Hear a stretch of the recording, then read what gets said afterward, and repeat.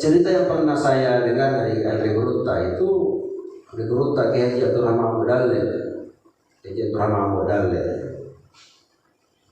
itu pernah dibuat kaget karena ada tiba-tiba tamunya dari Arab yang datang tiba-tiba, tidak ada penyampaian sebelumnya. Tiba-tiba sampaikan, Gurutta, ada tamu rombongan dari Arab mau berkunjung ke Mangkosong, ke pesantren. Gurutta Mahmud Dalil dengar itu terdiam, lalu mengatakan, kalau begitu siapkan makanan untuk orang Arab, untuk tamu-tamu itu. Lalu dibici oleh pengurusnya pesantren waktu itu, ini cerita yang saya dengar, bilang tidak ada apa-apa, tidak ada daging. Ini orang Arab ini mau makan apa? Bukan kambing. Dia mau makan daging orang Arab. Bukan mau makan ikan mero, bukan. Mau makan daging, ini bukan kambing. Dia pengen bebek, dia pengen tidak ada apa-apa ini pesantren. Tidak ada, kas kosong ini, bendahara lagi kosong ini. Maka Gurutta Mahmud Dalil masuk ke dalam kamarnya, salat sunat 2 rakaat, lalu keluar dan berkata kepada sekretarisnya orang kalbu itu, pengurus pesantren, kau buka itu semua kitab-kitab, buka lembar-lembarannya, ada uang di sini. Dibuka itu kitabnya Gurutta satu-satu, setiap lembarnya ada uang, duit. Kok bisa ada uang di sini? Buka lagi situ, buka lagi, ada uang. Bagaimana? Benar nih, cukup sekali nih. Nah, pakai belikan kami sambil. Ini Gurutta bukan mencari uang untuk memperkaya diri sebagai pimpinan pesantren. Kenapa Gurutta tidak mengatakan, ya Allah kasih uang banyak-banyak supaya saya bisa beli Alfa, bisa beli apa sebagainya? Tidak. Itu pertolongan Allah datang ketika Gurutta betul-betul dalam keadaan butuh pertolongan, mau menyambut tamu dari Gadwina, tinggal kekasnya. Disitulah teruji niatnya Gurutta. Niatnya Gurutta adalah kebaikan, ingin menyambut tamunya dan tidak ada apa-apa, maka datang pertolongan. Seterusnya tidak ada lagi uang di situ, di kitab itu. Pasnya hari itu saja ada uang di mana-mana. Setiap lembar kitabnya ada uang. Siapa taruh uang di situ? Nah, inilah karena kekeramatannya ulama kita. Ada Gurutta Mahmud Dalil ini, contoh beberapa ahli ini, ketika dia dalam keadaan susah datang pertolongan Allah. Nah, kita juga begitu juga. Kita juga begitu. Iya, ketika ada masalah dengan kita, ada kaum muslimin dan muslimat, jemaah yang sangat berbahagia. Alhamdulillah, kembali saya mendapatkan kesempatan dan keluasan waktu untuk kembali bergabung bersama jemaah Jannatul Firdaus, di mana beberapa waktu yang lalu saya tidak sempat mengisi, dan alhamdulillah sekarang saya kembali diberikan kesempatan oleh Allah Subhanahu wa taala untuk kembali bersilaturahim dan berbagi kepada para jemaah. Dan pada kesempatan kali ini saya akan membawakan atau akan mengulas kitab yang sangat disukai oleh Ade Gurutta Kiai Haji Muhammad Harisah Allahyarhamu, yang isinya adalah tentang nasihat-nasihat ulama yang dikumpulkan oleh Syekh Muhammad Nawawi Al-Baltani Al-Jawi dalam kitab yang diberi judul Nasaihul Ibad, nasihat untuk hamba, untuk kita. Jadi kumpulan kitab ini, menurut saya kitab ini adalah kumpulan, bisa dibilang ratusan nasihat yang telah ditulis dan disusun oleh guru kita Syekh Muhammad An-Nawawi Al-Bantani, seorang ulama besar di Saudi Arabia, di Masjidil Haram, pengajar di Masjidil Haram. Ia berasal dari Indonesia, namanya Syekh Muhammad An-Nawawi Al-Bantani Al-Jawi, sangat terkenal. Ini gurunya para ulama kita dari Sulsel. Sanad ilmunya sampai diteruskan oleh Kiai Haji As'ad, Kiai Haji Hashim Asy'ari, Kiai Haji Wahab Hasbullah, dan kiai-kiai lain dari Indonesia. Semuanya pernah belajar kepada Syekh Muhammad An-Nawawi Al-Bantani, dan banyak kitab-kitabnya yang dibaca di seluruh pesantren di Indonesia. Termasuk kitab ini, Nasaihul Ibad, adalah kitab yang sangat populer, sudah banyak diterjemahkan dan dipelajari di semua pondok-pondok pesantren di Indonesia, termasuk juga adalah pondok pesantren An-Nahdhah. Saya juga ajarkan ini di setiap subuh Ahad, dan saya juga insya Allah akan berbagi atau membagikan isi kitab ini kepada jamaah kita Jannatul Firdaus di sini. Semoga ada berkahnya. Untuk keberkahan yang ketersambungan ilmu kita kepada al-musannif atau pengarang yang mengarang kitab Nasaihul Ibad ini, Syekh Muhammad An-Nawawi Al-Bantani, mari kita mengirimkan Al-Fatihah kepada almarhum Allah yarhamu, pada Syekh Muhammad An-Nawawi. Semoga ilmu yang disampaikan dalam kitab ini kita bisa pahami dengan baik, kita bisa amalkan, ada ketersambungan ilmu dengan beliau, dan ini menjadi berkah buat kita semua.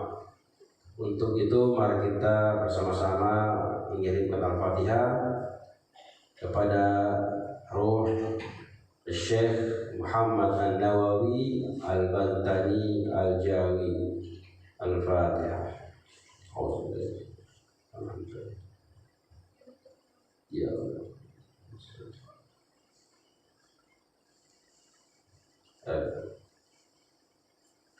Bismillahirrahmanirrahim. Al-maqalatul ula. Maqalah yang pertama, saya langsung kepada bab rubai, bab 44. Ya, 44 di sini bilang kita isinya adalah 4 hal. Ya, apa rubana, apa sifatna, apa ya perkara. Ini sudah disusun oleh guru 22, 33, 44. Ruwiya an Rasulullah sallallahu alaihi wasallam, diriwayatkan dari Rasulullah sallallahu alaihi wasallam, annahu qala li Abi Dzar Al-Ghifari, Nabi sallallahu alaihi wasallam berkata atau menasihati sahabatnya bernama Abu Dzar Al-Ghifari radhiyallahu anhu.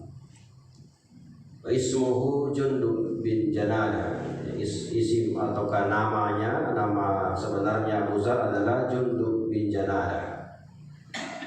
Apa nasihatnya Rasulullah sallallahu alaihi wasallam kepada Abu Dzar? Ya Abu Dzar, wahai Abu Dzar,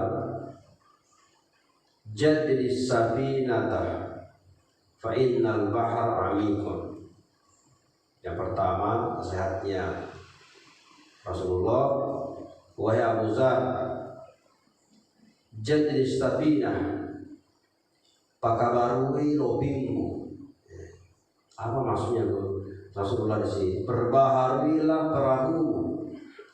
Jangan biarkan perahumu itu tidak diperbaharui, tidak dikasih baru, menjadi ronsokan, tidak bisa digunakan. Ini bahasa Rasulullah, bahasa balaghah. Perbaharuilah perahumu, fa innal bahra amikum, karena sungguhnya laut itu dalam. Ada katana, apa maksudnya ini? Ayat guru kita Syekh Muhammad An-Nawawi Al-Bantani menjelaskan apa maksudnya di sini. Ayat artinya ahsin niyata bi kulli ma ta'ti, perbaikilah niatmu pada jengi niatmu pada segala hal yang engkau lakukan,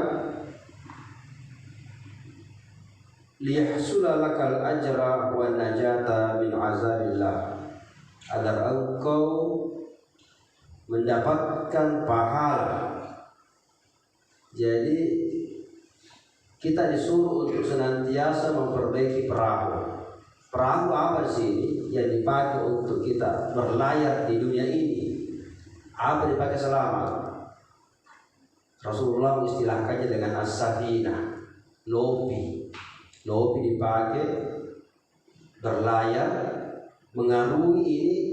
Maka Rasulullah pada jengi pakabarui kasih baru itu perahu, karena yang kau jalani, yang kau akan jalani ini amikun, tasik maluang, laut yang dalam. Jangan anggap remeh apa yang akan kau lakukan ini, apa yang kau akan lewati ini. Jemaah sekalian, kehidupan kita ini banyak tantangannya. Ya, kita berbuat baik dicerita, kita berbuat jelek di pihak, kita mau berbuat ini dihalang-halangi, kita berbuat begini dicurigai, kita berbuat baik di sentimen. Ya, untuk mendapatkan sesuatu yang halal susah, justru yang haram gampang. Ini artinya maka ini lautan ini sangat dalam, maka selalulah perbaharui lopimu. Apa lopi sih maksudnya di sini? Perbaharuilah, perbaiki niatmu. Apa niat kita dalam perbuatan kita sehari-hari? Ada tanya, mencari uang, mencari harta, apa niatnya? Apa tujuannya? Agak kata untuk mencari keduniawian, menambah harta, menambah kendaraan, menambah rumah, membeli pakaian indah, menambah perhiasan. Setiap ada lagi promosi emas Dubai, yuk kasih nasabati ke emas Dubai, ya, kasih gaya baru, model baru, kasih gaya HP baru. Apa yang kita inginkan sebenarnya? Apa akatan? Apa niatan? Maka kita pada jadi perbaikilah niat di kulli ma ta'ti, pada segala apa yang engkau akan lakukan. Sebelum melakukan sesuatu perbaiki niat, karena ini menjalani ini kehidupan ini seperti menjalani lautan yang sangat dalam. Kalau perahu kecil kita pakai, perahu rusak, perahu bocor, tenggelam kita, dikalahkan oleh kehidupan ini. Liyahsula lakal ajra, agar engkau memperoleh pahala kebaikan. Kalau kita berlayar tanpa perahu tidak dapat apa-apa.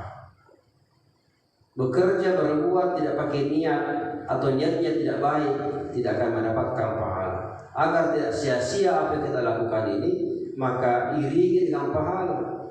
Jadi jemaah sekalian, bisa jadi yang kita lakukan itu perbuatan duniawi, makbalu, ya, bisnis, menjadi tukang, Bapak guru, Mbak Jamak di kantor, digaji, dapatkan untung. Tapi kalau niatnya itu ada, niatnya baik untuk kebaikan lillahi ta'ala, untuk mengongkosi keluarga, nafkah keluarga, anak-anak kita untuk bisa sekolah, untuk bisa kita bayarkan anak kita sekolah di sekolah agama, untuk membantu masjid, kita cari uang untuk membantu agama, untuk membantu kebaikan, untuk bisa bersedekah.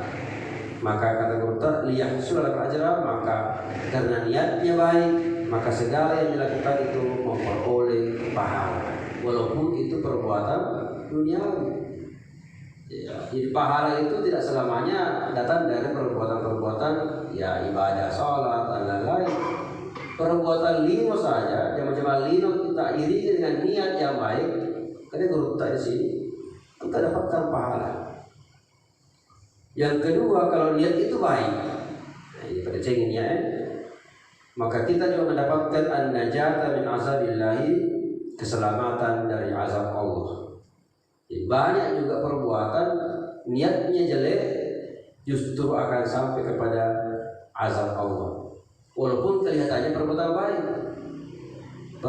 baik tapi niatnya buruk, majaniana, tapi tampaknya perbuatan baik, tetap Tommy tidak selamat dari azab Allah itu. Ya, jadi tidak boleh kita tertipu dengan tampilan perbuatannya, tapi yang dinilai adalah niatnya. Niat di sini diistilahkan oleh Rasulullah SAW adalah as-sabinah. Perbaharuilah lobimu, perahumu, karena laut yang engkau akan jalani ini, yang engkau akan lalui ini adalah sangat dalam. Jangan sia-sia berlayar dengan membawa perahu kecil. Perbaharui, besarkan niat kita agar semakin baik niat kita, semakin banyak pahala yang kita akan dapatkan. Wa kataba al-Imam Umar al-Faruq ila Abi Musa al-Asy'ari. Imam Umar al-Faruq, ini Umar bin Khattab ini maksudnya, pernah menulis surat pesan ila Abi Musa al-Asy'ari, kepada Abu Musa al-Asy'ari radhiyallahu anhu. Apa pesannya Umar bin Khattab kepada sahabatnya Abu Musa al-Asy'ari? Man khalasat niyatuhu kafahu Allahu ma bainahu bainan nas.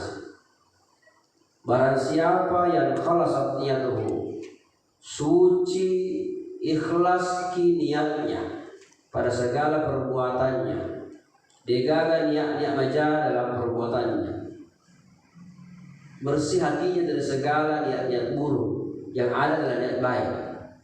Ada lebih kau tuli pada cengin niatnya, lurus niatnya, dia nama jeko-jeko, dia bercampur dengan niat-niat yang untuk merusak orang lain. Tidak ada niat-niat melo masapa anu beja atau anu haram, makbalui meloi bantu pengelir mengeliri meloi nabantu pak balu. Nah, namanya barang siapa yang mengikhlaskan, membersihkan, mensucikan niatnya, kafahullahu ma bainahu bainan nasi, Allah yang jamini apa yang ada di antaranya dan di antara manusia. Kafahullahu, Allah yang jamin apa yang ia butuhkan kepada manusia. Apa kebutuhan kepada orang? Banyak. Kita butuh bantuan, kita butuh untung, kita butuh lalle, kita butuh hubungan baik, kita butuh dan sebagainya. Tapi kata Umar bin Khattab, asalkan bersih, suci niatnya, maka Allah yang jamin apa yang ia butuhkan dari orang lain. Digaransi oleh Allah tidak akan ada masalah antara dia dengan orang lain. Dijamin oleh Allah. Ya. Tapi kalau sebaliknya, kalau kita selalu menyimpan niat-niat jelek kepada orang, bisa jadi yang apa terjadi, masalah yang terjadi antara kita dengan orang lain. Coba kita bayangkan saja, kalau kenyataan saja pasti akan terjadi sesuatu yang tidak baik. Ya, kalau ada pegawai mejaniana dalam pekerjaannya, pasti akan merugikan perusahaannya, pasti akan merugikan kantornya. Ya, insinyur membuat desain proyek pembangunan, proyek pengerjaan, tapi niatnya melo sapa keuntungan haram, mau korupsi, mau manipulasi, mau ini macam-macam niatnya, pasti akan merugikan dan pasti akan terjadi sesuatu kepada dia di belakang hari. Ya, termasuk disambut, ya, menjadinya. Ya. Alasannya membela istrinya yang kekerasan pelecehan seksual oleh ajudannya, ternyata dia kena di situ. Pasti kena masalah, pasti runtuh kian aja.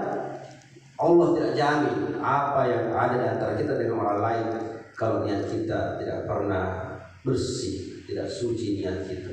Karena itu kata Umar bin Khattab, barang siapa yang bersih niatnya, suci niatnya, mengeluh niatnya, maka dijamin oleh Allah tidak akan ada masalah, selalu terjamin hubungan, terjamin apa yang dia butuhkan antara dia dengan orang lain.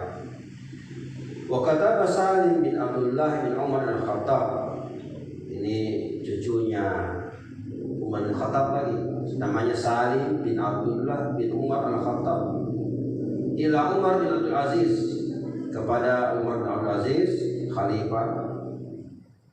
Dia menasihati, biasa dibaku kirim surah orang dulu pada masa lalu, saling menasihati. Ini antara ulama dan ulama. Ketahuilah, ya, pesannya Salim bin Abdullah kepada Umar bin Abdul Aziz.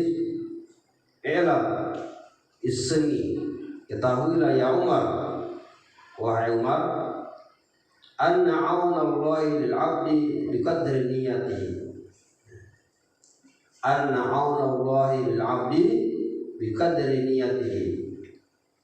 Bahwa pertolongannya Allah, kita semua ini selalu ini ditolong oleh Allah. Kita berharap, ya Allah tolonglah saya segala-galanya. Naik mobil kita tolong sampai kepada tujuan selamat.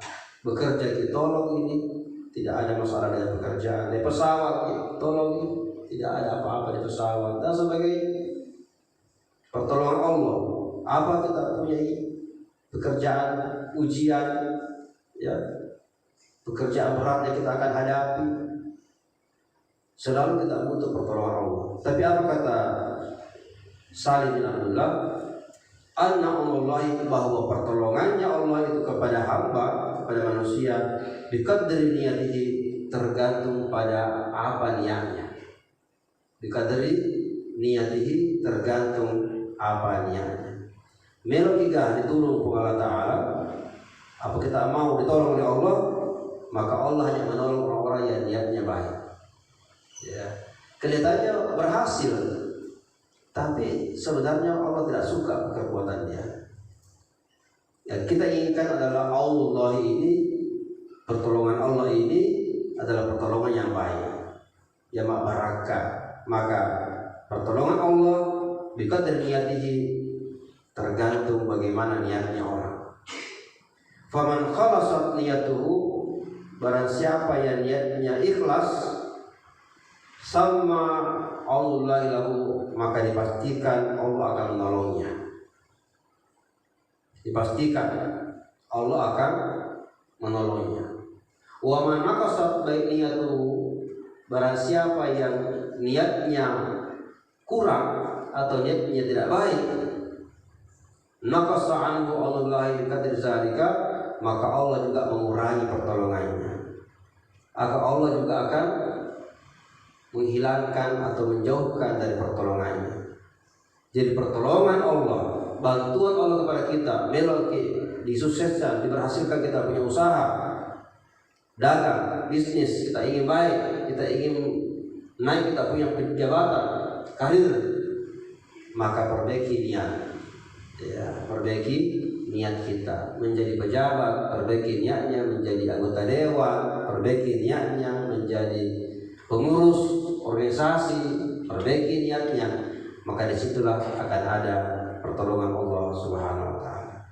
Kita banyak lihat bukti-bukti para ulama-ulama kita tidak punya uang, tidak punya apa-apa, tapi karena niatnya ingin kebaikan, ingin membantu umat, ingin mengabdi kepada umat, tidak ada niatnya untuk mencari keduniawian, ada saja pertolongannya Allah Subhanahu wa Ta'ala. Tolong disampaikan kalau waktunya sudah. Cerita yang pernah saya dengar dari Andre Guruta itu, Andre Guruta Kiai Abdurrahman Modalil, Kiai Abdurrahman Modalil itu pernah dibuat kaget karena ada tiba-tiba tamunya dari Arab yang datang, tiba-tiba tidak ada penyampaian sebelumnya, tiba-tiba sampaikan, Guruta, Ada tamu rombongan dari Arab mau berkunjung ke Mangkosong, ke pesantren. Guru tamu dalil dengar itu terdiam, lalu mengatakan, kalau begitu siapkan makanan untuk orang Arab, untuk tamu-tamu itu. Lalu dibici oleh pengurusnya pesantrennya waktu itu, ini cerita yang saya dengar, bilang tidak ada apa-apa, Pak. Tidak ada daging. Ini orang Arab ini mau makan apa? Mau makan kambing. Ya, mau makan daging orang Arab. Bukan mau makan ikan mero, bukan. Mau makan daging, ini bukan kambing.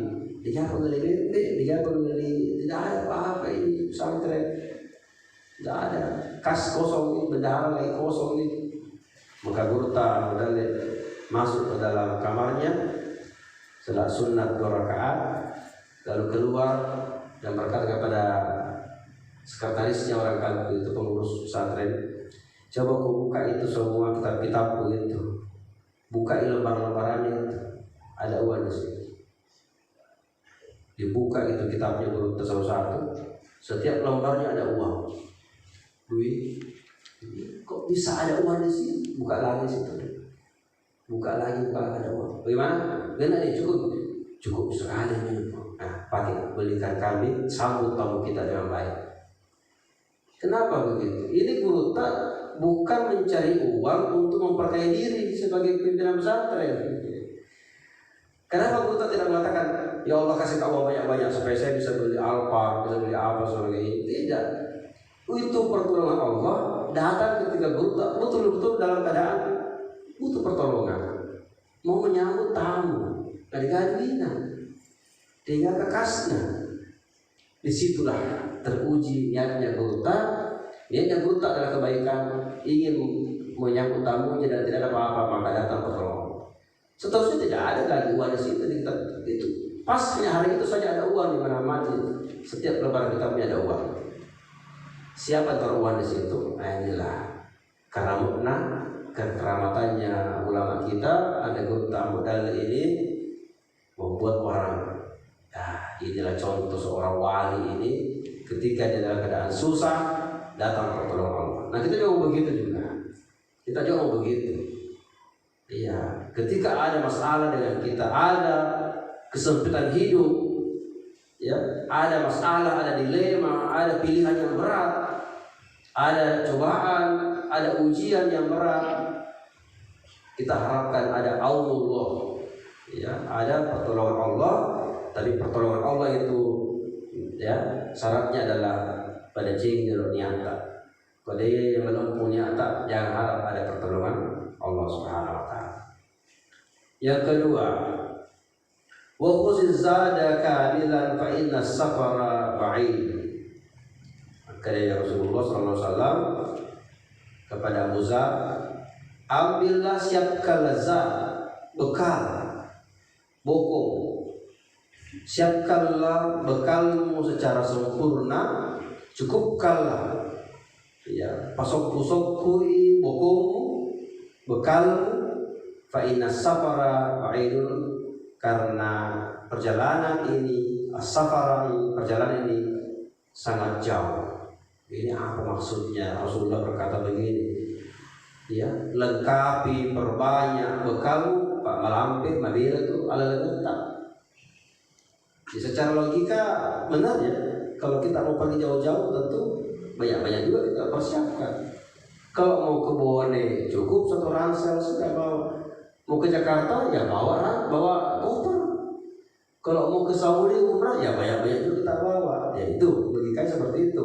Semakin jauh perjalanan, semakin banyak juga bekal yang harus kita siapkan. Tapi apa maksudnya di sini?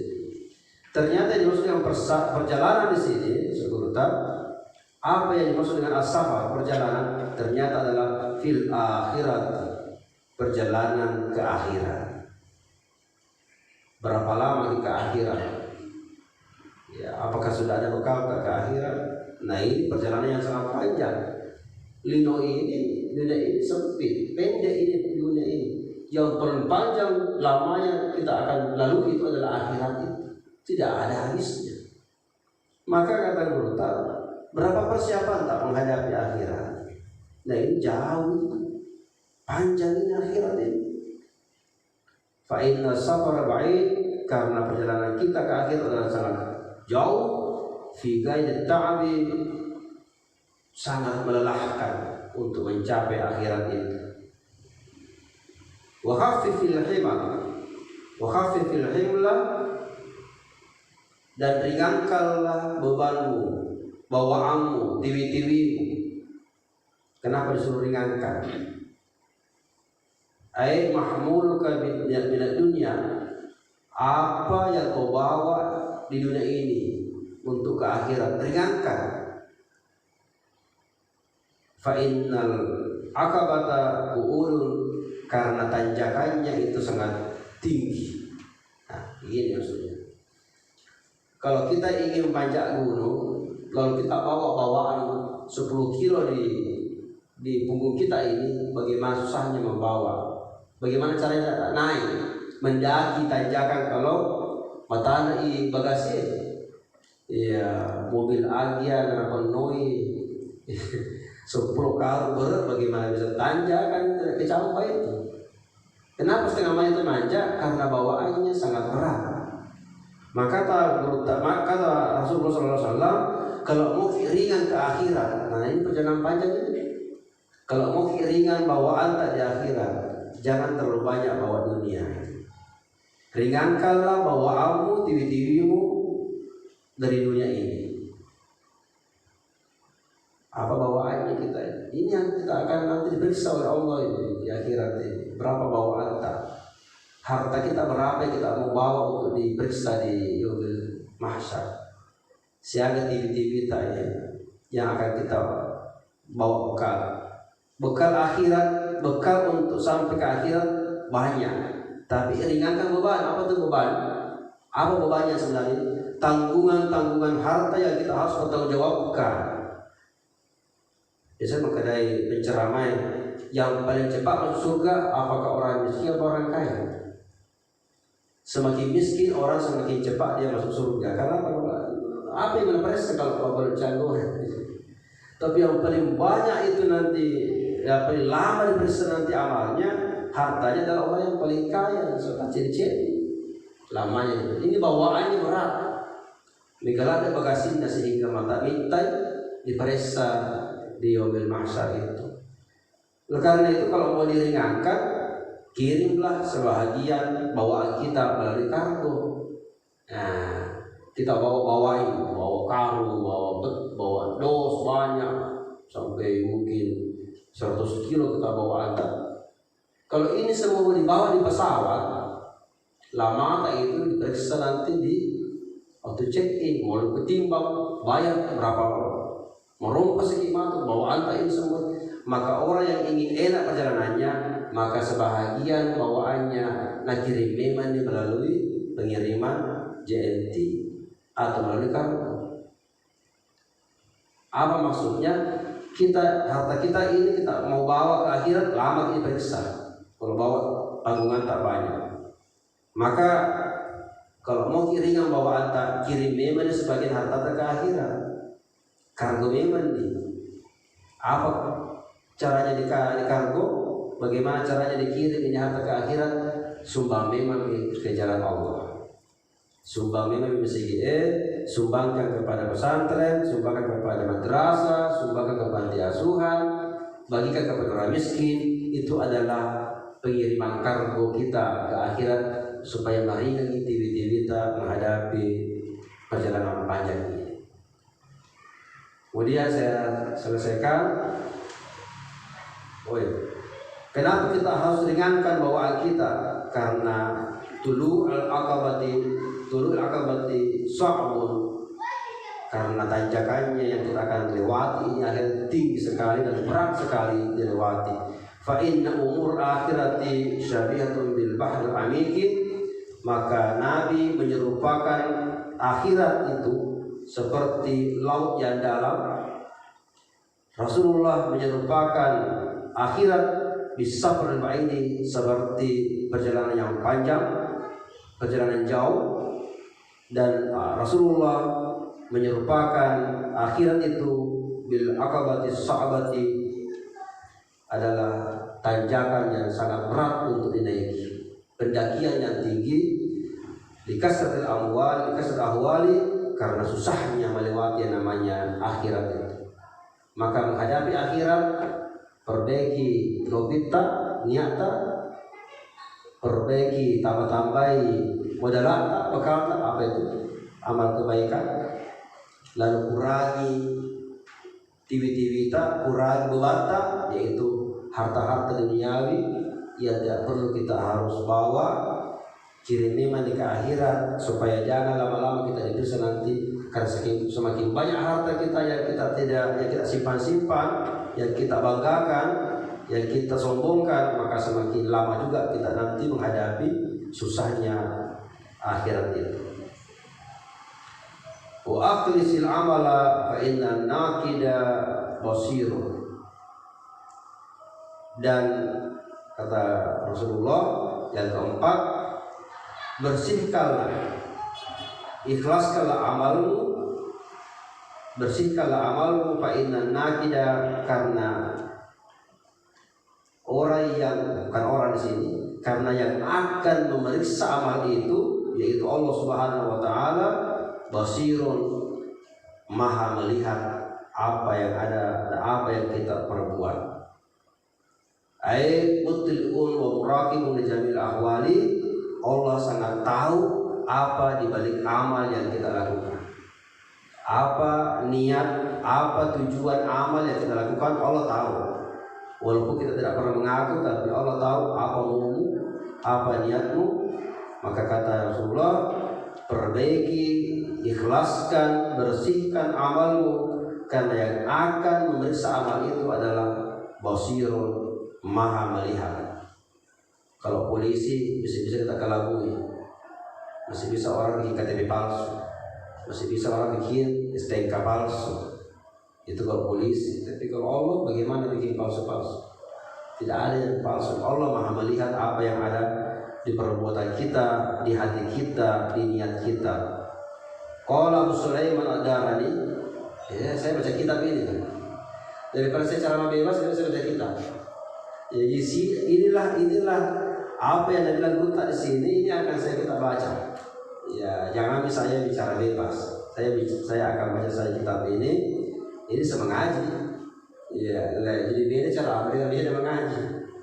Mengaji itu jangan kita baca kitab. Seperti pesantren, seperti kiai kita di Jawa. Qala Abu Sulaiman Ad-Darani, semoga ketemu kita di masjid itu di Firdausi. Ya, merakan. Berkata Abu Sulaiman Ad-Darani, tuba liman tabat lahu khutwatan wahidah fi umrihi.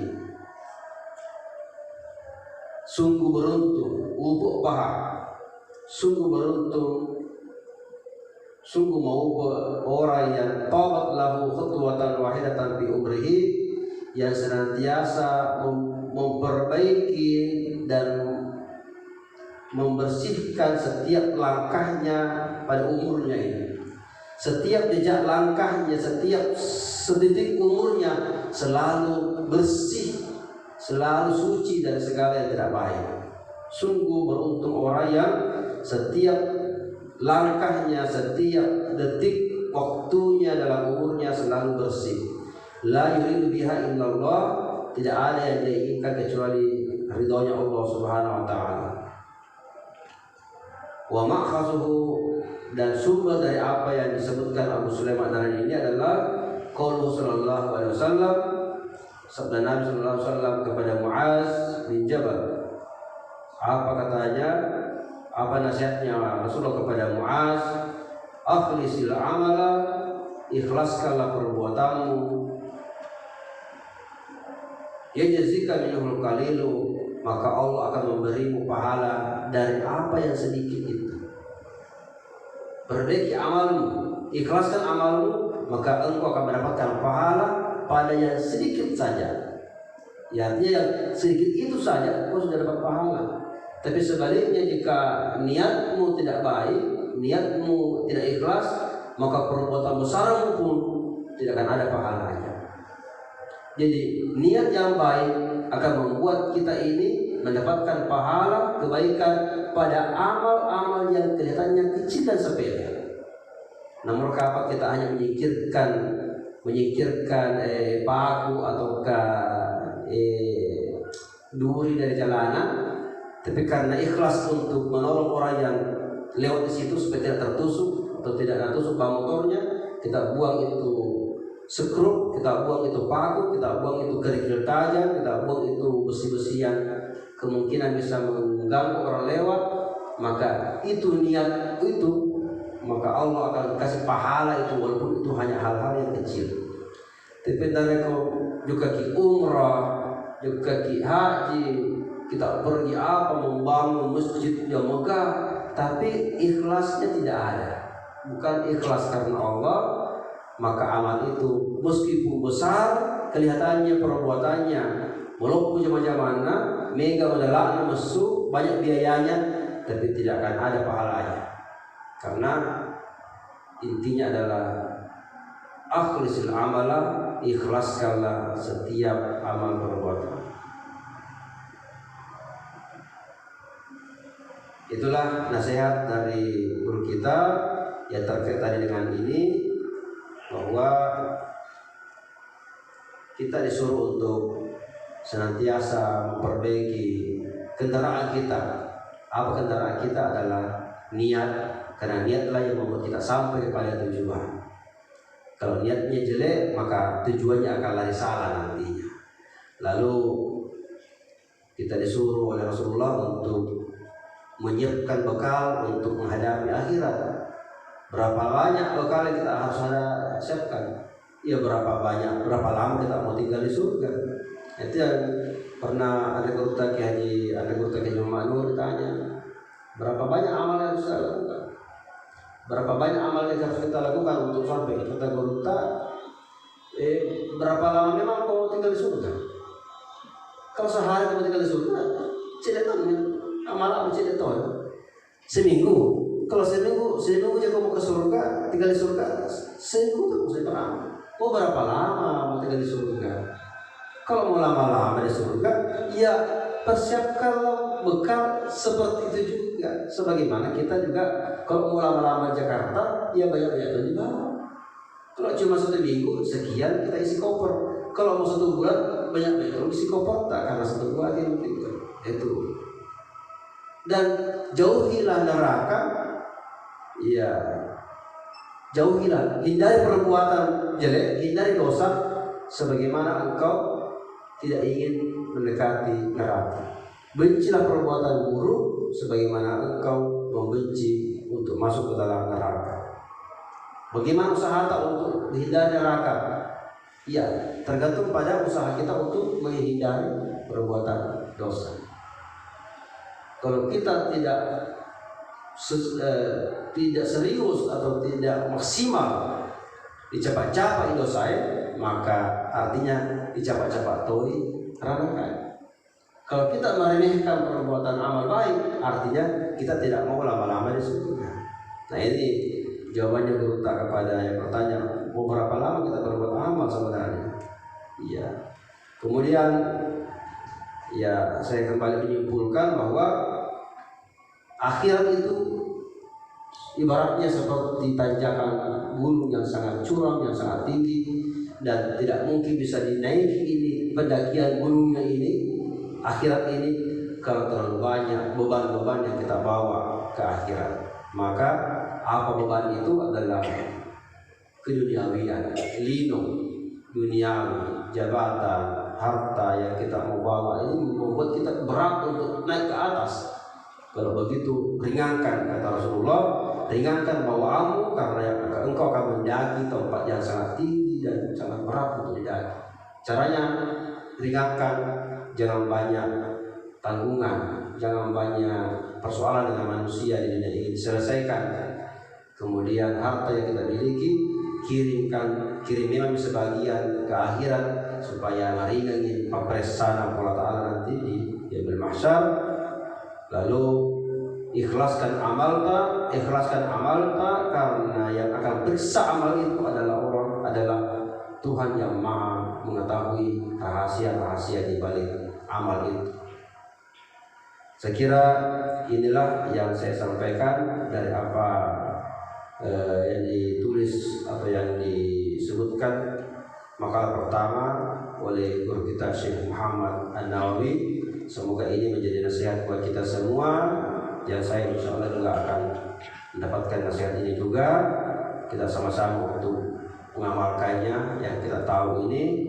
Semoga kita mendapatkan jalan surga yang termudah dengan kita senantiasa memperbaiki akhlak kita melalui membaca kitab Sahih Al-Ibad.